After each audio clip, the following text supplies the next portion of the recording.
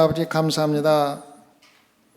정말로 전지전능하신 하나님, 또 천지를 창조하신 하나님을 감히 우리가 얼굴을 맞대고 함께 영적으로 교제하며 예배할 수 있게 허락해 주심을 진심으로 감사를 드립니다. 우리 마음속에 예수 그리스도로 충만할 수 있게 허락해 주시옵고, 성령 안에서 우리에게 하나님의 말씀을 들을 적에 깨닫는 영 또한 허락하여 주시옵소서. 그리하여 세상의 것들의 지배를 받고 사는 삶이 아니라 오로지 성령의 지배를 받고 사는 소망께 성도들이 되도록 인도하여 주시옵소서. 오늘 말씀을 통하여 예수 그리스도의 영광이 나타나고 말씀을 듣는 모든 자들이 예수 그리스도를 믿는 표적이 일어날 수 있게 허락해 주시옵소서. 그리하여 오늘 모인 모든 성도들 마음속에 지금까지 가지고 있던 걱정, 근심 모두 버리고 예수께서 주시는 참된 기쁨으로 이 성전을 나가 주님 말씀 소리치며 전할 수 있게 허락해 주시옵소서. 감사와 영광을 하나님께 돌려오며 예수님 이름 받들어 기도드렸사옵나이다. 아멘. 요한복음 2장의 시작입니다. 요한복음 2장에는 1절에서 11절까지 해서 예수님의 첫 번째 기적이 기록되어 있습니다. 예수님의 첫 번째 기적은 물로 포도주를 만드는 것이었습니다. 예수님이 표적을 나타내시면서 사람들에게 어떠한 자기의 능력을 과시하거나 또 자기를 나타내려고 하는 것이 아니라 실질적으로 내가 예수 그리스도라는 깊은 실체를 나타내는 중요한 능력을 우리에게 보여주신 것입니다. 요한복음 2장 11절 말씀은 예수께서 이 처음 표적을 갈릴리 가나에서 행하여 그 영광을 나타내심에 제자들이 그를 믿으니라 기록하고 있습니다. 그래서 예수님의 표적은 예수 그리스도의 영광을 나타내므로 제자들이 예수님을 그리스도로 믿고 따르게 하는 분명한 목적이 있다고 기록하고 있는 것입니다. 그러면 어떻게 물로 포도주를 만드는 것이 그렇게 놀라운 표적으로 실제로 예수님의 영광을 나타내며 제자들로 하여금 예수님을 믿게 할 수가 있었는가를 오늘 말씀을 가지고 함께 알아보도록 하겠습니다.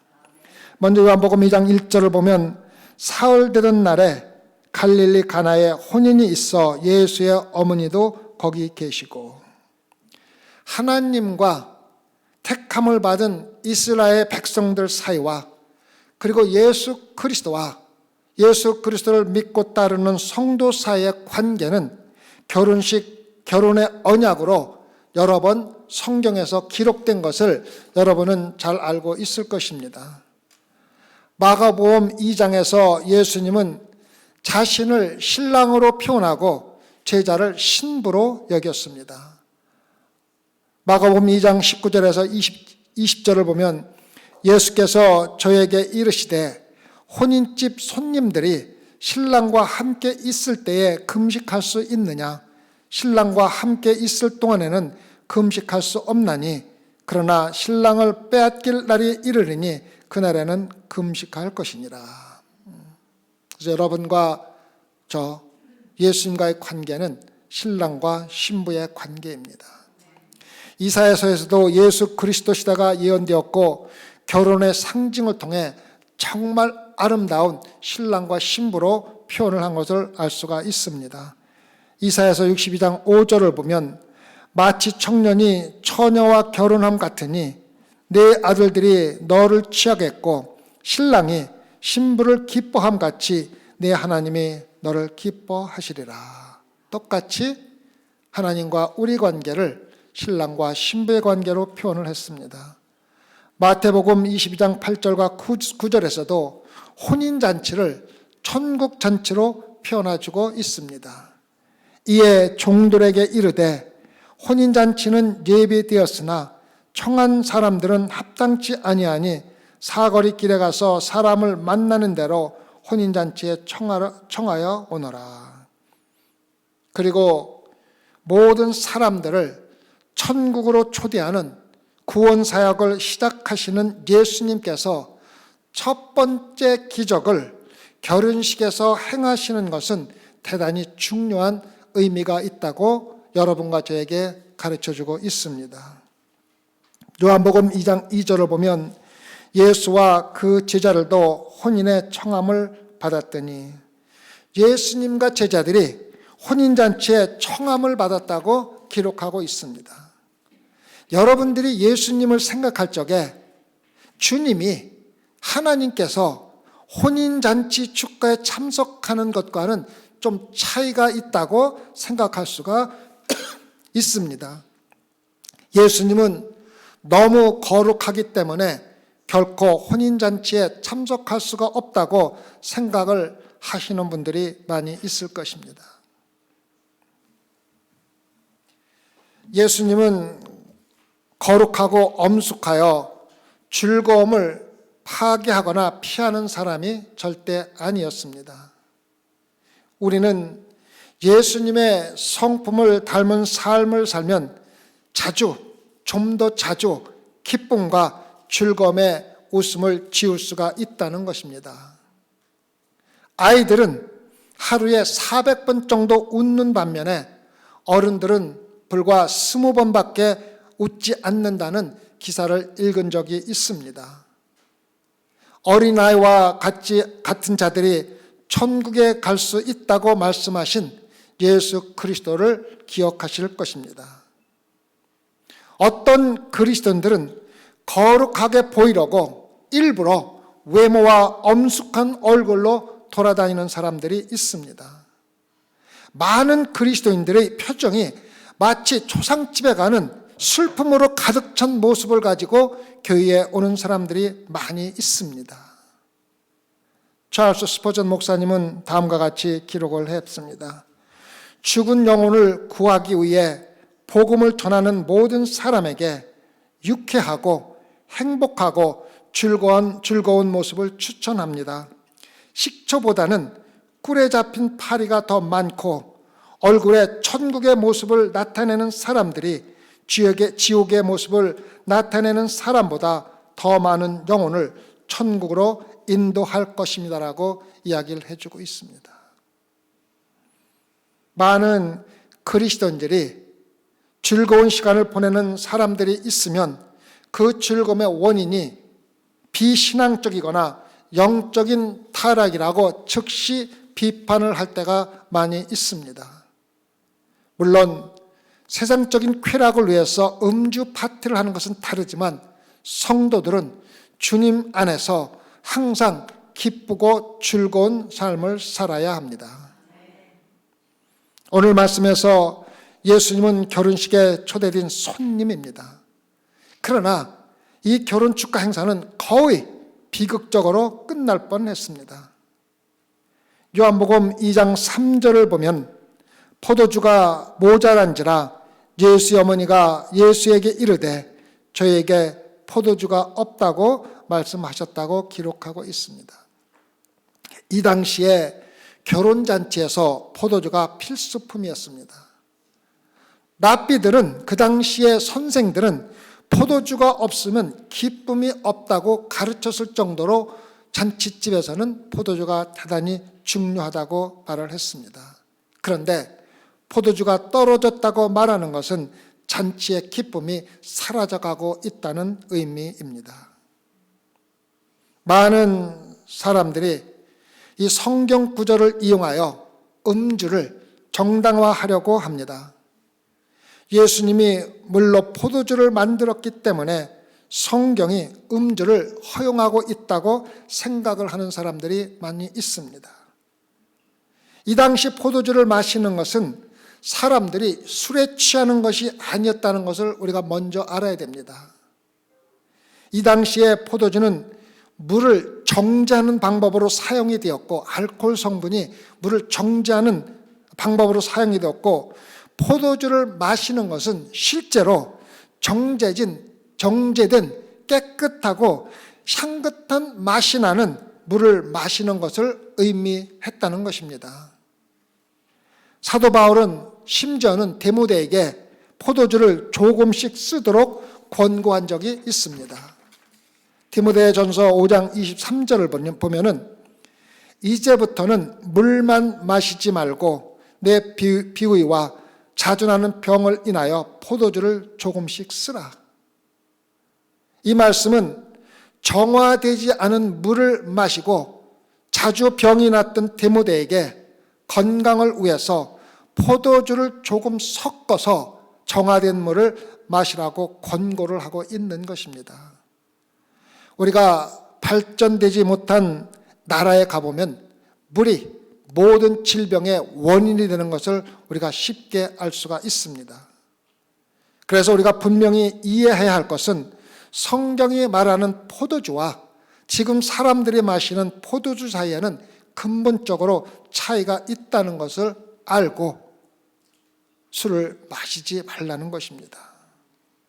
그래서 우리가 그 당시의 문화와 성경을 좀 더 깊이 공부하게 되면은 오늘날 우리가 마시는 포도주가 실제로 성경에서 금지하고 있는 독주와 똑같다는 것을 쉽게 알 수가 있습니다. 그래서 이 말씀을 이용하여 술 마시는 것을 합리화하려는 그리스도인들은 예수님 당시의 포도주와 오늘날의 술의 근본적인 차이를 먼저 알아야 합니다.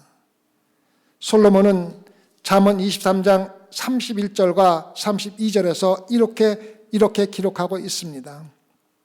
포도주는 붉고 잔에서 번쩍이며 순하게 내려가나니 너는 그것을 보지도 말지어다. 이것이 마침내 뱀같이 물 것이요 독사같이 쏠 것이라. 오늘날 우리가 마시는 포도주는 신약 성경에서 이야기하는 포도주가 아닙니다. 그러므로 그리스도인들은 포도주든 맥주 또는 기타 어떠한 알코올 음료가 실제로 독주이며 성경에서 금지되어 있다는 것을 알으라고 이야기해주고 있습니다. 성도 여러분, 제가 요즘 비극적이라고 생각하는 것은 일반 사회가 마침내 알코올의 위험을 알게 되면서 금주를 권장하고 있는 반면에 교회가 술을 허용하고 있다는 것입니다. 일반 사회 언론이 사람들이 가장 좋아하는 마약이 술이라는 사실을 비난하고 있는 반면 교회는 책임 있는 음주를 가르치고 있다는 것은 저를 슬프게 합니다. 자신이 그리스도라고 주장하는 사람들 가운데 절반 이상이 가정의 냉장고에 술이 들어 있으며 자녀들이 부모들 몰래 언제나 꺼내서 마실 수가 있다는 통계가 나와 있습니다. 이러한 가정은 자녀들을 술 중독자로 만드는 첫 번째 단계라는 것을 우리가 알아야 합니다. 포도주가 모자란지라 예수의 어머니가 예수에게 저에게 포도주가 없다라고 말씀하셨습니다. 이 당시 풍습은 풍성한 대접을 하는 것이 심지어는 성스러운 의무였다고 말할 정도로 풍성한 대접을 하던 시대였습니다. 그래서 신랑과 신부에게 포도주가 부족했다면 잔치 자체를 망칠 뿐만 아니라 대단히 부끄러운 상황이 닥치는 것입니다. 아마도 마리아는 혼인을 하는 가정과 매우 가까운 관계를 가지고 있었으며 실제로 연애 준비와 음식을 나눠주고 포도주를 나누어주는 역할을 돕고 있었다는 것을 우리가 알 수가 있습니다. 이러한 상황에서 예수님의 능력을 알고 있던 마리아는 예수님께 도움을 청했습니다. 어머니 마리아의 요청에 예수님이 어떻게 응답하셨습니까? 요한복음 2장 4절을 보면 예수께서 가라사대 여자여 나와 무슨 상관이 있나이까 내 때가 아직 이르지 못하였나이다 응답하셨습니다. 예수님께서 마리아를 어머니가 아니라 여자라고 부르셨을 때 예수님께서 이제는 공생애를 시작하셨으며 예수님과 마리아의 관계가 다르다는 것을 분명히 사람들 앞에서 보여주고 있는 것입니다. 아들과 어머니의 관계를 떠나면서 동시에 예의를 지키는 존칭으로 그 당시 여자라고 부르는 것은 대단히 귀한 존칭입니다. 용어를 사용하고 있다는 것입니다. 공생애를 시작한 예수님은 이제 더 이상 마리아의 아들이 아니라 하나님의 아들로 죄의 사함과 구원 사역을 행하시고 있다는 것을 모든 사람들에게 알려주고 있는 것입니다. 마리아의 요구에 주님은 내 때가 아직 이르지 못하였다고 말씀하셨지만 실제로는 기적을 행하신 것을 우리가 볼 수가 있습니다. 그 이유는 무엇입니까? 예수님은 자신의 행위가 인간의 요구에 의해서 이루어지는 것이 아니라 자신의 계획에 의해서 이루어지고 있다는 걸 보여주기 위해서 내 때가 아니며 거부를 하신 것입니다. 그러나 실질적으로 예수님은 그 기적을 행하실 것을 마리아가 요구하기 전에 계획을 가지고 있었다는 이야기입니다. 마리아는 예수님의 능력을 이 세상 잔치집에 포도주를 만드는 데 사용하려고 요구했고, 예수님은 이 표적을 자신의 영광을 나타냄으로써 제자들과 주변에 모인 사람들이 그를 믿도록 하기 위해서 이미 공생의 삶을 시작하는 계획을 하셨다는 것입니다. 그래서 마리아의 요구에 상관없이 자신의 계획에 따라 예수님은 첫 번째 표적을 행하신 것입니다. 예수님은 이 세상 잔치집에 포도주를 구하는 마리아의 이 요구에 내 때가 아직 이르지 못하였다고 대답을 하셨습니다. 내 때라는 똑같은 단어의 말씀은 요한복음에 여러 번 사용되었는데 모두 예수님의 십자가 사건을 의미하는 것으로 사용되었습니다. 그래서 내 때는 예수님의 십자가의 때이며 아직 자신의 때가 이르지 않았다는 것을 알려주고 있습니다. 예수님은 이 세상의 삶을 즐겁게 해주는 포도주를 만들어주기 위해서 오신 것이 아니라 십자가를 치심으로 우리의 죄를 사여 주려고 오셨다는 것을 분명히 알려주기 위해서 내 때가 아직 이르지 못하였다고 대답하신 것입니다. 그래서 기적을 행하시는 것과 예수님의 때는 전혀 다르다는 것을 우리가 알아야 합니다. 계속해서 2장 5절과 7절을 보면 너에게 무슨 말을 하든지 그대로 하라. 거기 유대인의 결례를 따라 두세 통 드는 돌 항아리 6이 놓였는지라. 예수께서 저에게 이르시되 항아리에 물을 채우라 하신즉 9가지 채우니라 기록되어 있습니다. 이 6개의 돌 항아리는 유대인들이 결례를 행할 때 사용하기 위해서 항상 집 앞에 보관하고 있었습니다. 그 항아리에는 항상 물이 담겨 있는 것이 그 사람들의 풍습이었습니다. 결례라는 것은 몸을 정결하게 하는 예식을 말합니다. 유대인들은 밖에 나갔다가 들어왔을 때 혹은 식사하기 전에는 반드시 손과 발을 정결하게 닦아야 했습니다. 또한 사람들이 손님으로 집으로 돌아오면 하인들이 정해진 예식대로 반드시 그 예식대로 항아리에서 물을 퍼서 손님들의 손과 발에 부어주는 것이 바로 결례였습니다. 이것은 바로 우리 몸의 외부를 깨끗하게 하는 정화였습니다. 그런데 그 항아리가 비어 있었습니다. 그 항아리가 비어 있었습니다. 장로들의 유전을 소중하게 여겼던 유대인들이라면 그 항아리는 항상 깨끗한 물로 가득 차 있어야만 했습니다. 그런데 그 항아리들이 모두 비어 있었습니다. 그 항아리는 형식주의에 빠져 있는 생명력 없는 유대교를 상징하는 것이었습니다.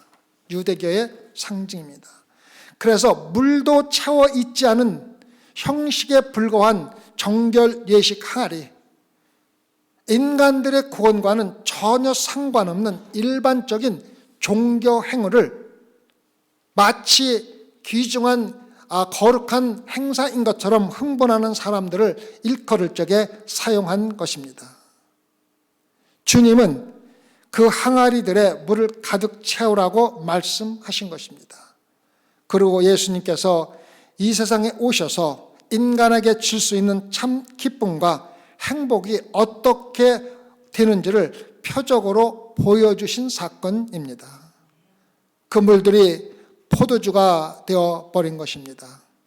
성경에서 여러 군데 포도주가 나오지만 그때마다 기쁨이라든가 잔치라든가 회락을 상징하는 말씀으로 사용이 되었다는 것입니다. 그래서 외적인 종교 행위는 결코 인간들을 기쁘게 할 수가 없다는 것을 우리에게 알려주고 있습니다. 여러분과 제가 신앙생활 하면서 오늘날 많은 교회들이 외적인 예식에 치중을 할 때가 많습니다. 깊이가 없는 회생을 하고 온전하지 못한 헌금을 하고 자신이 만족하고 즐기기 위해서 찬양을 하고 보이기 위한 봉사 같은 외적인 종교로 가득 차 있으며 이러한 종교 행위들은 결코 인간들을 기쁨으로 가져갈 수가 없다는 것을 우리에게 알려주고 있습니다.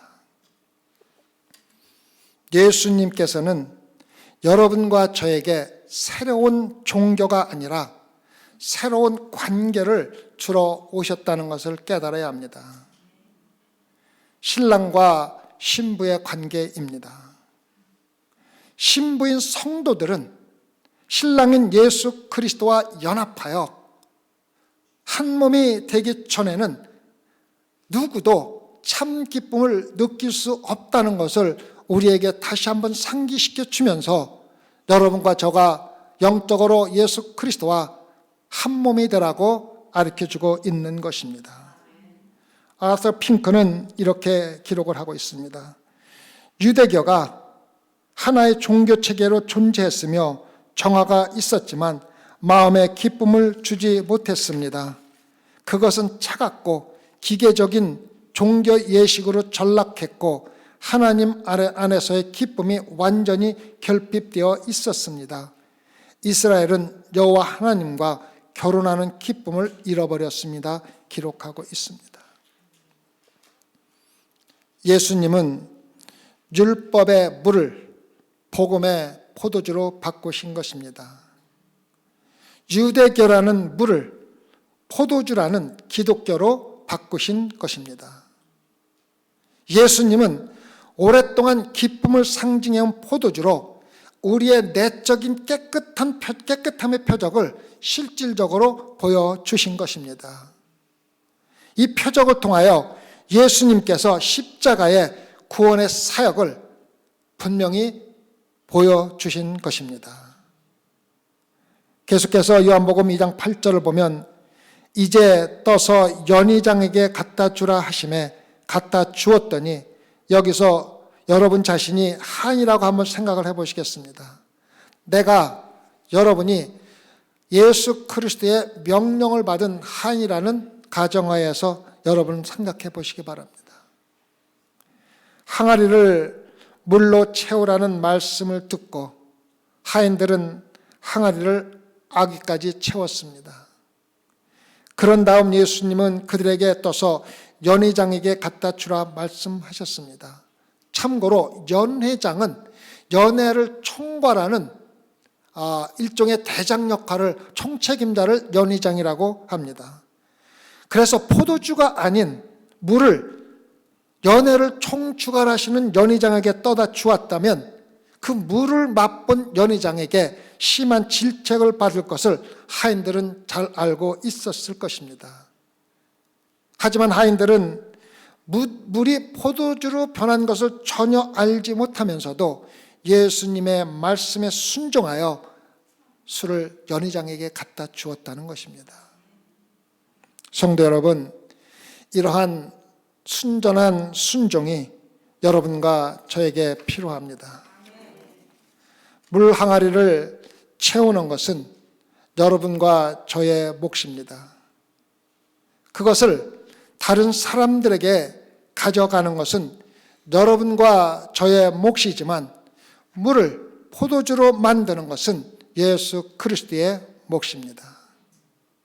우리에게 주어진 사명을 감당하는 것은 여러분과 저의 몫이지만 사명을 이루시는 분은 예수 그리스도의 몫입니다.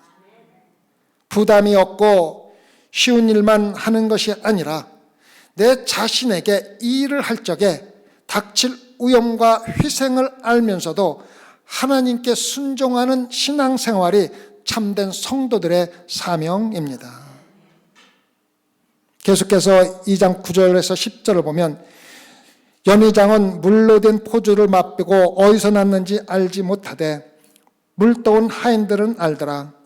연회장이 신랑을 불러 말하되 사람마다 먼저 좋은 포도주를 내고 취한 후에 낮은 것을 내거늘 그대는 지금까지 좋은 포도주를 두었도다 하니라. 물로 포도주를 만드는 놀라운 기적을 예수님께서 행하신 것입니다. 그리고 모든 사람들이 놀라고 의심할 여지 없이 예수님께서 계획했던 대로 예수님을 믿게 됐다는 것을 알 수가 있습니다. 성경에 기록된 기적을 거부하는 자위주의 목사들이 참 많이 있습니다. 의외로 많습니다. 저는 솔직히 그런 사람들의 이야기를 들을 적에 왜 저 사람들이 성경을 공부하고 성경을 읽는 데조차도 알 수 없을 정도로 의심이 갑니다. 여러분과 제가 성경에 기록되어 있는 기적을 부인하는 것은 실질적으로 메시아를 부인하는 것과 또 메시아의 능력을 부인하는 것과 조금도 다를 것이 없다는 것입니다. 하지만 오늘날에는 성령이 오셨고 성경이 완성되었기 때문에 예수님을 믿게 하기 위해서 성경에 기록된 것 같은 기적은 필요 없다는 것입니다. 예수님 당시나 초대교회 때 기적이 필요했던 이유는 그 당시 사람들은 예수 그리스도가 누구시며 예수 그리스도의 사역이 무엇인가를 자세히 설명해주는 성경이 없었기 때문에 능력으로 나타내는 수밖에 없었다는 것입니다. 그런데 이제는 예수 그리스도가 누구시며 그분이 하신 일이 무엇인지를 정확하게 설명해주는 성경이 완성되었고 그뿐만 아니라 그 말씀을 우리에게 이해시켜 주시는 성령 하나님께서 직접 우리 안에 거하시기 때문에 예수님을 알기 위해서 일일이 그 능력과 기적을 또다시 반복할 필요는 없다는 것입니다. 지금은 기적으로 그리스도와 복음을 설명할 필요가 없게 되었습니다. 왜냐하면 이제 성령 하나님께서 직접 우리 안에서 내주하시며 믿음을 통해 우리에게 설명해 주시기 때문입니다. 물론 기도의 응답으로 나타나는 하나님의 능력의 기적은 예수님을 알리기 위한 기적과는 다른 것이며 지금도 우리의 기도를 응답하시는 하나님의 능력은 많이 나타나고 있다는 것을 알고 기도는 끊임없이 하셔야만 됩니다. 2장 11절은 이러한 기적을 행하는 이유를 분명히 말해주고 있습니다. 예수께서 이 처음 표적을 갈릴리 가나에서 행하여 그 영광을 나타내심에 제자들이 그를 믿으니라. 여기서 표적이라는 단어는 표지판을 뜻하는 단어입니다. 예수님께서 기적을 일으키실 때에 그 성경 말씀을 읽으면서 그 기적 자체에 너무 집중하는 것이 아니라 그 기적이 표시하고 있는 표시판인 예수 그리스도를 바라보아야 한다는 것입니다. 이 표시판이 마리아에게는 예수는 더 이상 나의 어머니의 관계에 영향을 받지 않고 하나님 아버지의 계획에 따라 일을 스스로 하시는 분이라는 것을 나타내 주었습니다. 제자들에게는 예수님께서 자신의 명령에 따라 자연의 물질의 근본까지도 변화시킬 수 있는 능력을 갖고 계신 분을 나타내는 표적판이 되었습니다. 종들에게는 또한 주님의 종인 여러분과 저에게는 예수님께서는 순종하는 사람들을 통해서 자신의 기적을 행하기로 선택하셨다는 것을 나타내주는 표지판으로 삼으셨습니다. 그리고 이 세상 모든 사람들에게는 예수님이 공허하고 외적인 종교 행위를 기쁨으로 가득 찬 내적 믿음으로 바꿔주시는 표시판으로 보여주셨다는 것입니다. 예수께서 이 처음 표적을 갈릴리 가나에서 행하여 그 영광을 나타내심에 제자들이 그를 믿으니라. 하나님의 성품과 능력이 나타내는 상태를 하나님의 영광이 나타난다고 말하는 것입니다. 예수 그리스도의 십자가에 하나님의 영광이 나타났다는 것은 십자가에 참된 하나님의 성품과 능력이 나타났다는 것입니다. 다시 말해서 십자가의 능력이 여러분과 저의 죄사함을 능히 할 수 있다는 것이, 또 이렇게 하셨다는 것이 바로 하나님의 영광이 십자가에 나타났다는 의미입니다. 예수 그리스도의 십자가는 하나님의 속성인 사랑과 용서와 자비와 긍휼과 오래 참음과 의로움이 나타났기 때문에 십자가에는 하나님의 영광이 가득했다고 우리가 부르는 것입니다. 예수님은 이 표적을 통하여 자신의 신성과 자신의 속성과 자신의 능력을 나타내므로 자신의 영광을 나타낸 것이며, 이 영광을 본 제자들이 믿기 시작했다는 것입니다. 소망교회 성도 여러분, 주님은 모든 인간들에게 기쁨을 주고 싶어 하십니다. 예수 그리스도를 믿지 않는 사람들은 마치 포도주가 떨어진 결혼잔치처럼 참 기쁨이 서서히 사라지고 있다는 것입니다. 주님께서 여러분과 저에게 찾아오셔서 참된 천국의 기쁨을 주시는 것을 받으시기 바랍니다. 마태복음 11장 28절과 29절을 보면 수고하고 무거운 짐진 자들아 다 내게로 오라. 내가 너희를 쉬게 하리라. 나는 마음이 온유하고 겸손하니 나의 멍에를 메고 내게 배우라. 그리하면 너희 마음이 쉼을 얻으리라. 이 말씀을 자세히 살펴보면 주님께서 우리의 무거운 짐을 대신 짊어지겠다고 하지 않으셨습니다. 주님께 배우면 우리의 짐이 아직도 우리에게 남아 있을지라도 우리의 마음이 쉼을 얻을 수가 있다고 말씀하셨습니다. 그래서 여러분과 제가 신앙생활을 하면서 이 세상의 어려움을 모두 해결함으로써 마음의 편안함을 얻을 수가 없다는 것을 우리는 잘 알고 있습니다. 죄가 이 세상에 들어온 이후로는 인간에게 고통과 수고가 항상 있다는 것을 창세기 3장은 우리에게 이미 알려주셨기 때문입니다. 예수 그리스도를 믿는 성도들은 이 세상의 어려움과 고통이 아직도 우리에게 있음에도 불구하고 주님이 주시는 평안을 얻을 수가 있다는 것을 우리에게 알려주고 있는 것입니다. 주님의 어렵고 힘든 우리 삶에 찾아오셔서 기쁨의 포도주가 풍성한 결혼잔치로 바꾸어 주시는 것입니다. 그래서 성도 여러분, 여러분은 지금 기쁘고 즐겁게 신앙생활을 하고 있습니까? 예수 그리스도를 믿고 따르는 것이 내 삶의 무거운 부담이 아니라 진심으로 기쁘고 즐겁게 하나님을 섬기고 있습니까? 만약 여러분이 진심으로 기쁘고 즐겁게 신앙생활을 하신다면 지금 하나님의 영광이 여러분의 삶 속에서 나타나고 있는 것입니다. 세상이 주는 기쁨은 항상 부족하고 일시적으로 언제나 사라집니다. 시간이 지나면 빠르게 사라져 가는 것이 바로 이 세상에서 우리가 얻을 수 있는 기쁨들입니다. 예를 들면 우리가 갖고 싶어 하던 새로운 물질을 갖게 되면 그 당시는 기쁘고 즐겁지만 머지않아서 그 기쁨은 속히 사라져 버립니다.